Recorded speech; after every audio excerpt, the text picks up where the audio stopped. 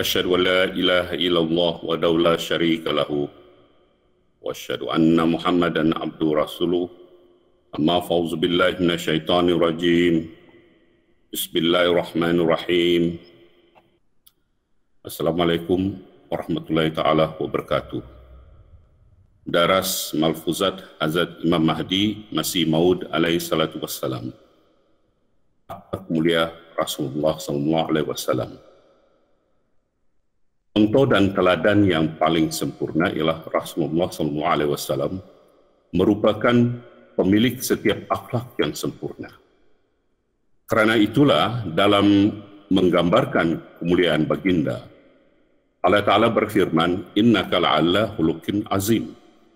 Surah Al-Qalam ayat 5. Artinya, sesungguhnya engkau benar-benar memiliki akhlak yang agung. Ada suatu ketika baginda mempersonakan orang dengan kefasihannya dalam bertutur kata. Ada satu ketika baginda paling ke hadapan dalam medan pertempuran. Berkenaan kedermawanan baginda, segunung emas pun baginda sanggup berikan. Dalam memperlihatkan keagungan kesabarannya, baginda memaafkan orang yang layak dihukum bunuh. Ringkasnya, contoh dan teladan Rasulullah SAW yang diperlihatkan oleh Allah Ta'ala adalah sesuatu yang sempurna dan tiada tandingannya. Ia seumpama sebuah pohon yang sangat besar, yang mana dengan duduk berteduh di bawah naungannya, manusia dapat memenuhi keperluannya dari setiap bahagian pohon tersebut. Dari buahnya, dari bunganya, dan kulitnya, dari daunnya. Pendek kata, setiap bahagiannya adalah bermanfaat. Rasulullah SAW adalah ibarat pohon yang luar biasa itu, yang mana di bawah naungannya jutaan makhluk memperoleh ketentraman dengan berlindung di sebaliknya seperti berada di bawah sayap ayam. Di medan peperangan, orang yang dianggap paling berani adalah mereka yang bersama dengan Rasulullah SAW. Karena baginda SAW sentiasa berada dalam situasi yang sangat bahaya. Subhanallah, betapa mengagumkan. Lihatlah ketika perang Uhud, bagaimana baginda dihujani dengan pedang. Berlakunya pertempuran yang sangat dahsyat, sehingga para sahabat tidak dapat bertahan lagi. Namun lelaki itu, yakni baginda SAW, tidak berhenti bertarung. Ia bukanlah kesalahan para sahabat. Allah Ta'ala telah mengampunkan mereka, malah di dalamnya terkandung satu rahsia, yaitu supaya diperlihatkan contoh keberanian Rasulullah SAW.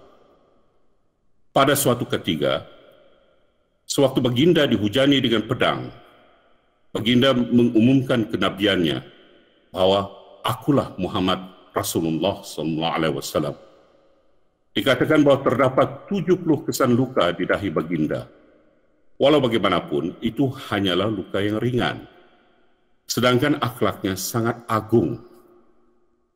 Ada masanya baginda memiliki begitu banyak kambing beri-beri, di mana melebihi daripada apa yang dimiliki oleh Raja Kisra dan Kaisar.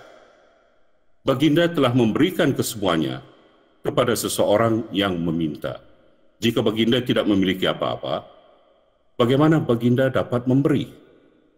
Jika baginda tidak ada ciri-ciri seorang pemimpin, bagaimana mungkin dapat dibuktikan bahwa baginda mengampunkan kufar Mekah yang layak dihukum mati? Walaupun baginda mampu untuk membalas segala perbuatan jahat mereka, di mana mereka telah melakukan penyiksaan yang sangat keras terhadap para sahabat Rasulullah SAW sendiri dan terhadap wanita Muslim. Ketika mereka berada di hadapan, baginda SAW bersabda, "La tasriba alaikumul yaum." Tidak ada lagi pembalasan pada kalian hari ini. Hari ini aku telah memaafkan kalian semua. Jika tidak berlaku peristiwa ini, bagaimana mungkin akhlak fadilah baginda tersebut dapat dizahirkan? Keagungan ini hanyalah milik baginda. Katakanlah jika ada satupun akhlak yang tidak ada dalam diri baginda sallallahu alaihi wasallam, adakah satupun dari akhlaknya yang tidak mencapai tahap yang tertinggi? Jika kita telusuri kehidupan Hazrat Isa alaihissalam, maka kita terpaksa katakan bahwa akhlak beliau sentiasa tersembunyi. Orang-orang Yahudi yang jahat, yang memperoleh kursi pemerintahan dan kerajaan Rom, mendapat kehormatan disebabkan oleh mereka. Mereka itu sentiasa menyusahkan Hazrat Isa namun semasa beliau hidup. Tidak ada satu kesempatan pun di mana dapat diketahui di saat beliau mampu untuk membalas kejahatan mereka, beliau memaafkan mereka. Tetapi bertentangan dengan itu akhlak Rasulullah SAW adalah demikian rupa di mana kesempurnaannya dapat dibuktikan melalui pengalaman dan kesaksian.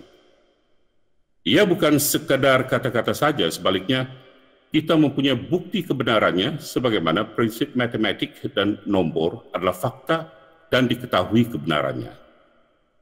Kita boleh membuktikan akhlaknya sebagai seseorang dapat membuktikan bahwa 2 tambah 2 sama bersamaan dengan 4. Namun, pengikut Nabi lain tidak boleh berbuat demikian.